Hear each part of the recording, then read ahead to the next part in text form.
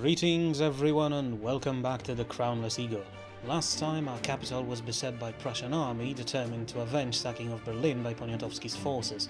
Our enemies brought superior army with many cannons, cavalry and professional infantry, and only Potocki and his militia could stop them from reaching Warsaw.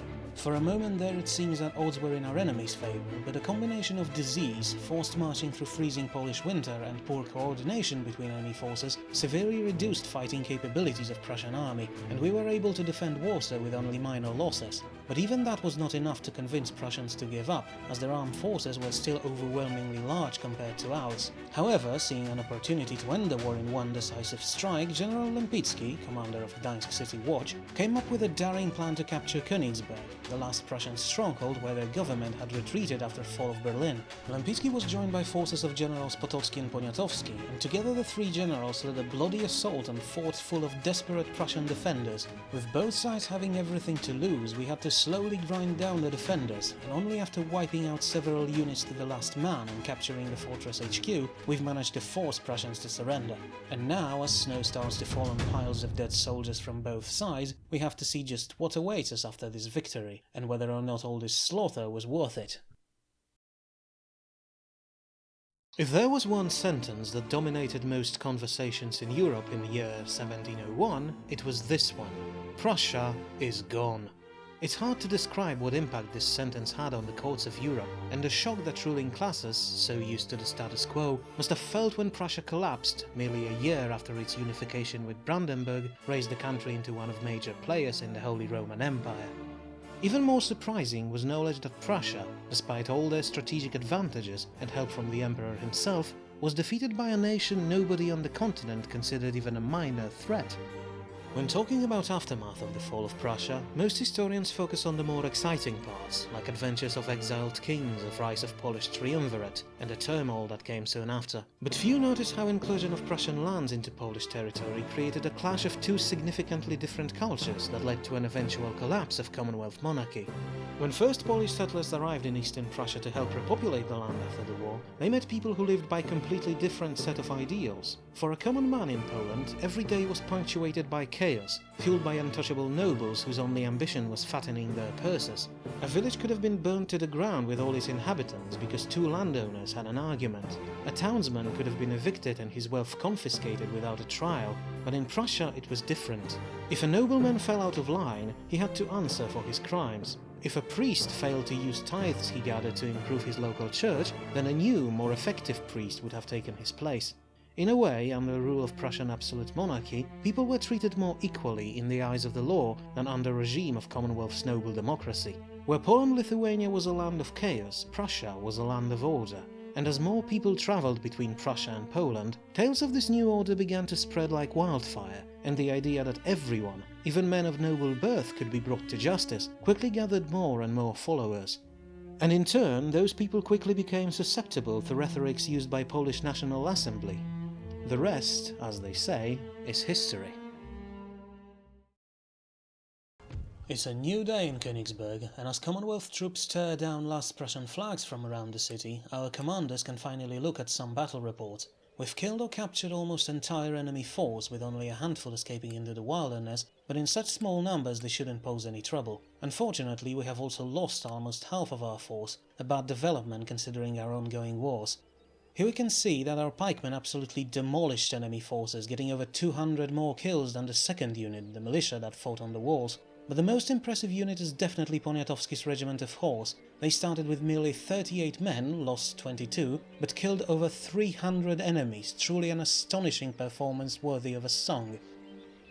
But the most important message is the one that comes after the battle report, a message I was waiting for. This one.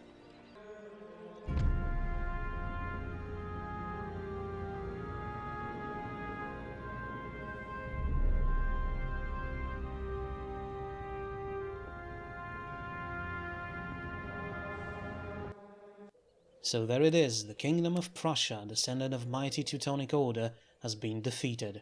But that doesn't necessarily mean they are gone forever. So far we were unable to find Prussian king, who has seemingly vanished without a trace with most of his government, And as citizens of Berlin and the entire Brandenburg openly arm themselves to oppose our occupation, it's possible that we might see Prussian flags waving in the wind much sooner than we'd like. But it's a problem for a different time, because we're still not out of our troubles. Emperor of Austria is still our enemy, and now, without Prussians threatening internal politics of the empire, Kaiser Leopold will be able to fully focus his attention on us, which is why the heavy losses we taken during attack on Königsberg concern me so much. Now, one of the most important advantages we got from capturing Königsberg is security of our heartland. With East Prussia in enemy hands, our two main regions, Poland and Lithuania, were constantly under threat of unexpected invasion, because Prussians could just declare war on us and reach Warsaw or Vilnius in the very same turn. But with that no longer being a threat, we can now put some money, if we ever get any, to develop those regions without fear of losing our investments to the enemy. Another thing is that without Prussian fleet blockading the port at Mecklenburg, we can now get some much needed overseas trade going on, and I'm actually going to demand money for a privilege of trading with me. I haven't really expected it to work, but as it turns out, Maratha Confederacy was willing to pay me. Mughal Empire, on the other hand, really wanted to get into an alliance with me, but there's nothing to gain from such a deal, so I refused. I have also convinced mentally handicapped King of Spain, Carlos II, to pay me for trade agreement. Well done me, though to be honest I really felt bad about it. Because historically Carlos Habsburg II was a complete shambling mess of a human, a product of many generations of inbreeding inside the Habsburg family. Not only was he mentally handicapped, his body was also completely broken, and when he died at age 39, his autopsy report said, quote, "His body did not contain a single drop of blood, his heart was the size of a peppercorn, his lungs corroded, his intestines rotten and gangrenous. He had a single testicle, black as coal, and his head was full of water." And I just basically scammed this poor guy for money. Congratulations, I am a horrible person. But soon bad karma kicks in and I'm instantly punished for abusing handicapped. First, Austrians sent a huge force towards now undefended Warsaw, and then they follow up by sending another army to retake Wrocław. With my garrison being practically non-existent, the only thing I can do is to click auto-resolve and hope that my men are going to act sensibly and just hide or surrender or run away. But unfortunately they don't, and they're wiped out to the last man, without even making a dent in Austrian force. And few moments later, Hanoverians decide to step in as well and improve their position in the empire by taking Berlin. They send only a small force, roughly over 1,000 men, but as you can see my garrison force is just these two mortar teams. Seems that citizens of Berlin really did a number of my men stationed in the city. So just as with Wrocław, there's no chance of us winning this battle, but interestingly we still managed to take down 200 men, not bad given the circumstances. But that means that all our initial victories have been erased in a single turn. We've lost our overseas trade and our battered army must now once again race towards Warsaw to protect it from another invasion. As the new turn starts, we're bombarded by a flurry of bad news. 2 of our garrisons wiped out to the last man, 2 regions lost, and our manufactories at Łódź burned down by enemy saboteurs. But it's good to see that in all this mess, the man responsible for our military operations is focused on truly important things in life and found himself a mistress. This will surely help our army in the battles to come. So, with Austrian army heading for our capital, we must recall our men from the north. I'm going to send everyone except Lempicki and his few watchmen back, because we need them to keep Königsberg under control. The last thing we need now is a rebellion in our back lines. Unfortunately, as you can see, most of our companies are still desperately undermanned. Poniatowski, for example, has only 47 horsemen between his 2 cavalry units. I placed his force between approaching enemies in Warsaw and supported him with our Albanian company, who finally reached their initial target. And I'm also going to place Potocki next to him in a way that they can both support each other or help the defenders of Warsaw in case Austrians try to bypass our 2 commanders. Not that they really need to. See, this is the biggest problem in this situation. Although we have a similar number of units as Austrian General Kellermann's army, we're so battered after our blitz campaign against Prussia that our men represent only a minor fraction of our initial force. Meanwhile, our enemies have almost a full stack worth of fresh troops, and let's not forget that regular Austrian unit of line infantry is by default larger than mine. So that makes disparity in numbers even worse for us, especially if we consider that the other army, the one that had just retaken Wrocław, can probably reach Kellermann in the next turn. So right now I need to make a decision. I could try to defend against Austrians, because as a defending side I could use various fortifications, like trenches and anti-cavalry barricades, But the point is that even in such battle our enemy would have every other advantage. With our cavalry practically non-existent, we would have no mobility, and with our artillery diminished from previous battle, the enemy could force us to abandon our defences, and of course they could just swamp us with numbers and still come out on top. So as you can see, I'm not too fond of my chances here, and should I lose this battle, which is exactly the outcome I am expecting, all of our enemies would have a clear path to take our entire country, since our deadlocked government couldn't raise enough money from non-existent economy to train any sort of new army in time. So, after a few moments of thinking, I decide that it's time to cut our losses, bend the knee and live to fight another day. Now, you may remember from previous episodes that Austrians aren't really that big on making peace with me. Every time I asked them for peace, they demanded an outrageous compensation in form of my 3 eastern regions, Lithuania, Belarus and Podolia. Now this deal is unacceptable, but since last turn I got some money from trade, I could probably use it to bribe Austrians to go away. First, I'll try to give them all my money in exchange for peace. Unfortunately they refused, so that means that I need to sweeten the deal somehow. I could give them one of my poorer regions, Podolia or Belarus, but that would mean that I'm going to lose access to one of my trading partners, either Ottomans or Russia. But since Russians are my allies, I decide to try to give Austrians Podolia, and this time they finally accept. Their army withdraws from my lands immediately and effectively reduce my front line to just a borderline between Pomerania and Brandenburg. I'm going to immediately call Austrian ambassador back and negotiate a trade deal to make up for the loss of my Ottoman contracts, and as you can see, it instantly makes Austrians very friendly towards us, despite actually having a negative total reputation. I have no idea how this reputation system works, but if that means they won't attack me for a few turns and let me rebuild, then I'm happy nonetheless. Because right now we really need some respite and time to reform our armies and build up our economy to actually be able to sustain something more than half an army.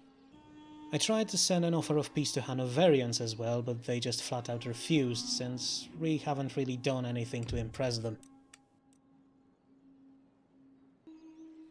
But not everyone is as happy as I am about the sudden peace with Austria. It seems that our population is really angry that our actions led to a situation where we were too badly beaten to keep fighting, and were forced to give up one of our core territories as a result. And it seems that National Assembly caught the scent of this and are now pushing their agenda even fiercer among the lower classes. And with our forces either licking their wounds or helping with rebuilding operations around the countryside, it seems that Potocki's militiamen are having their hands full trying to keep the peace. But it looks like this time the situation is more complicated. Next turn we receive reports that strikes grew into riots that spread around the country. The most important one happened in Krakow, where disgruntled students, backed by some of their professors and townspeople, clashed with local garrison in the halls of the Jagiellon University. The university had to be closed, but before the rioters dispersed, the fighting claimed over 1,300 civilian lives. This is the largest riot we had to date, and it seems that the avalanche of civil discontent is already in full swing. The king had recalled Potocki and Poniatowski back to Warsaw to help bring order back to the capital, but it seems that only Potocki received the order, and his force might not be enough to turn the tide.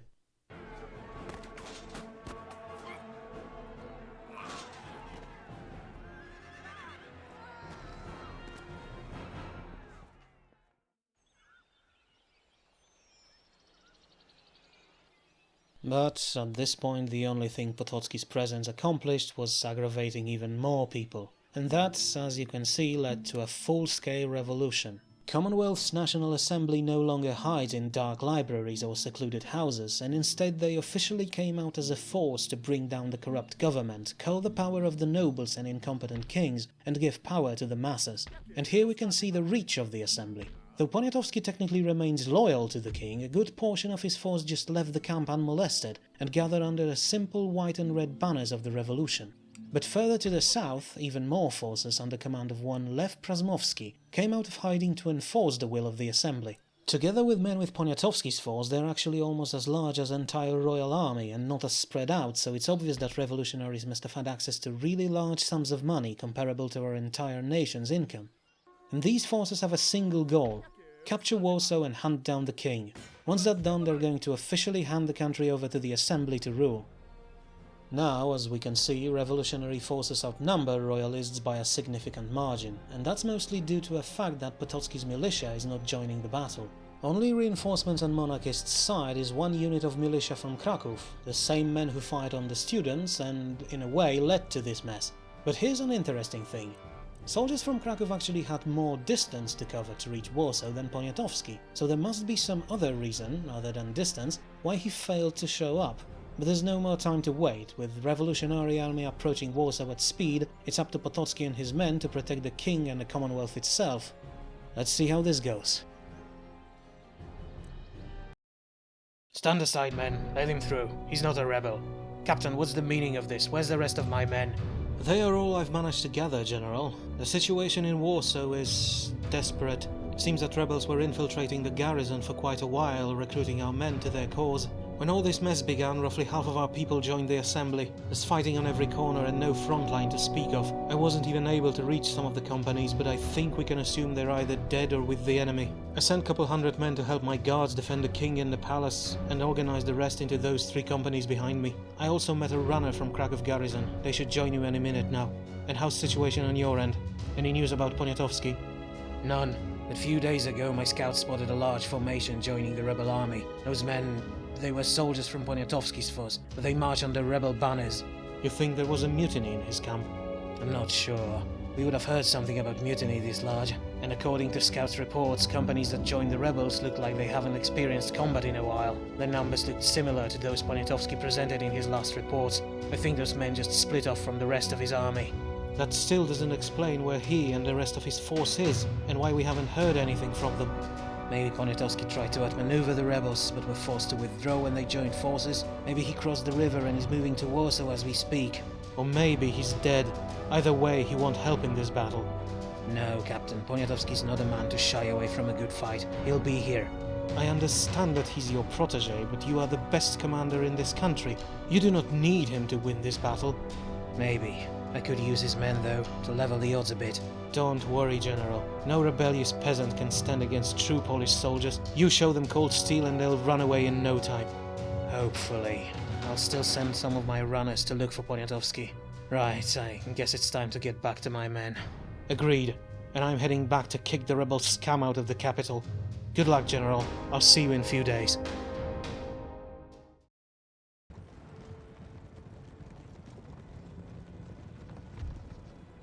The battle started in an unconventional way. Potocki's base assumption, backed by a few intelligence officers who remained loyal, was that revolutionaries, aside from traitors from Poniatowski's force, are just an uncoordinated rabble armed with whatever they've been able to get. As a result, old General decided to throw all fancy strategies out of the window and just overwhelm his enemies with shock and awe. First, Potocki had sent his Pride, his Lancer regiment, to break through revolutionary lines and silence their cannons, thus forcing Krasmovsky and his men to advance from their positions. His men rode confidently, as inaccurate and uncoordinated fire that came from enemy ranks confirmed Lancer's low opinion of their foes. But as they got closer to the guns, suddenly an ambush in form of pikemen from Gdańsk caught them completely unawares. The Lancers were so shocked to see their former comrades emerge from the undergrowth that their charge instantly lost all impact. But where royalists had doubts, revolutionaries had only cold anger, and a wall of pikes slammed into shocked cavalrymen. Once they realized there's no reasoning with their enemies, the Ułans withdrew with heavy losses, that quickly became even worse because the fire from revolutionary lines, though still inaccurate, got far more organized. Far to the south, militia from Kraków that had just arrived on the scene immediately got surrounded by enemy cavalry. These horsemen quickly realized who they're fighting, the infamous regiment who shot students, and so when militiamen realized that they can expect no mercy, they decided to fight with amazing determination, holding against overwhelming pincer attack for far longer than anyone could expect.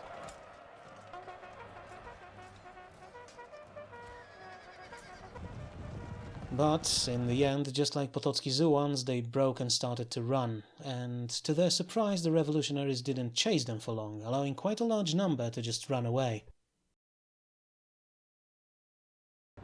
Few minutes later, as royalist troops were closing on their opponents, Potocki decided to inspire his men with a daring charge into the middle of enemy line. A bold, if dangerous strategy, but if he managed to break revolutionary lines in half, then his men could exploit that breach and hopefully break enemy morale. But as they approached, a massive volley came from rebel ranks and killed some of Potocki's retinue, though thankfully he was in the back. And I think a bullet must have passed right by old General Z because he just stopped moving along with his men. That, or perhaps as he got closer, he had had his first chance to actually look at his enemies and realize how numerous and organized they are, despite reports from his agents. On the right flank, one unit of Potocki's militia tried to flank Albanian mercenaries who were placed at the edge of the rebel formation, but were quickly spotted by enemy cavalry. And in the center, insurgents began a maneuver to envelop royalist forces, who only now realized just in how bad situations they were. With the cavalry gone, commanders shell-shocked, with Albanians harassing their flanks, they found themselves under steady, devastating volleys coming from revolutionary ranks. Men who tried their flanking move realized that they were being chased by Poniatowski's famous Podolian riders, and, surrounded, gave up on any hopes of victory. The rebel cavalry was now free to completely envelop what remained of King's army. But it wasn't all lost. Once Potocki's initial shock wore off, our general realized that the only way he could salvage this battle was by cutting off the Serpent's head. Since revolutionaries abandoned their initial position to surround King's infantry, they had left an open path to their guns and HQ. Seeing that, Potocki rallied his men for a last daring charge. If they could take out enemy commander, it might be enough to break rebels' morale. But Commander Prasmovski turned out to be a brave man as well, and he rode out to meet Potocki head-on, and a war cry of his men shook Potocki's retinue so much that they turned around on the spot to run away. A sharp order from their commander halted their retreat, but the chance was already lost. Their charge was broken, and the rebels used their momentum to deliver a brutal strike. And to make matters worse, Dyke's pikemen arrived on the scene as well, ensuring rebels' superiority. The fight was a mess, with both sides wearing the same uniforms. Many men hacked at their friends in the chaos of melee. Potocki waved his sword frantically at anyone who got near to him, constantly yelling at his men to attack, to break the enemy, to kill their commander. But with such overwhelming odds stacked against him, the old general realized that there's no chance for victory. Once he saw men with leveled pikes coming at him, he decided that there's no glory in dying, and gave an order to retreat.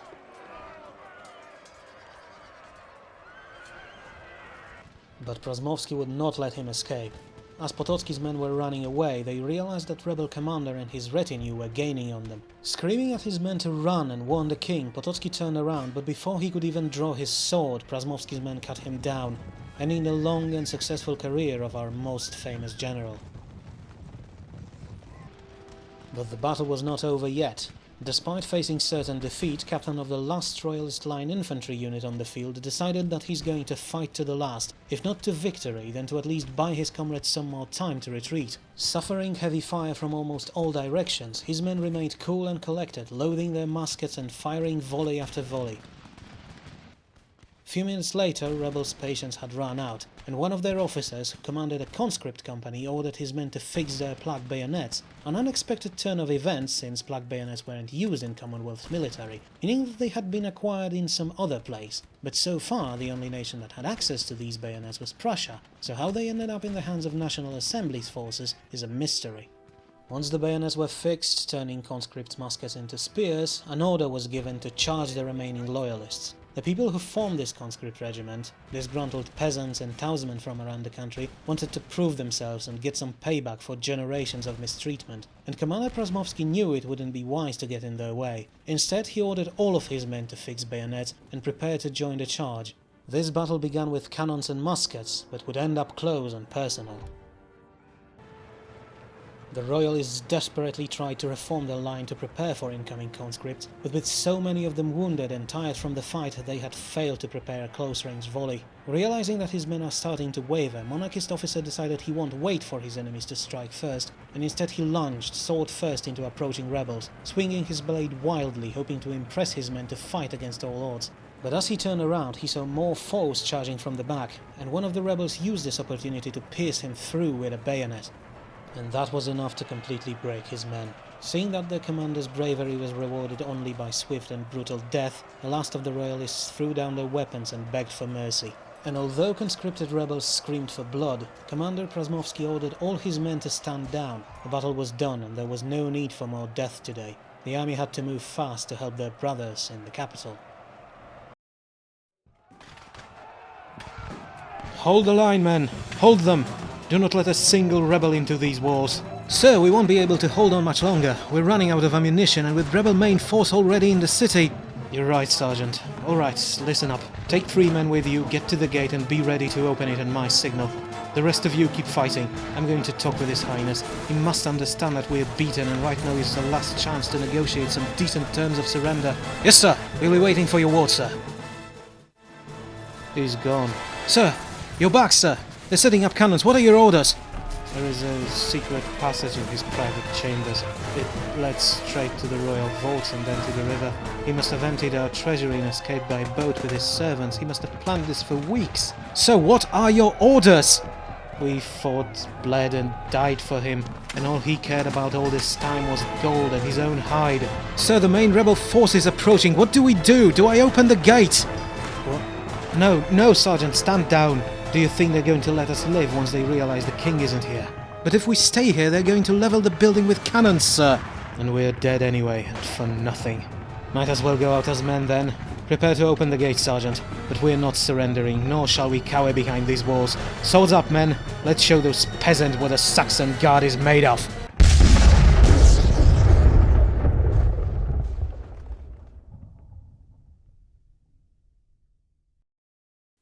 That's it for this episode. As the last of the royalist forces are being eradicated across the country, Commonwealth's National Assembly, the new government to replace the King and Sejm, is making the last preparations to officially take power and turn the Commonwealth into a true republic. We will see if they can manage this inevitably difficult task next time.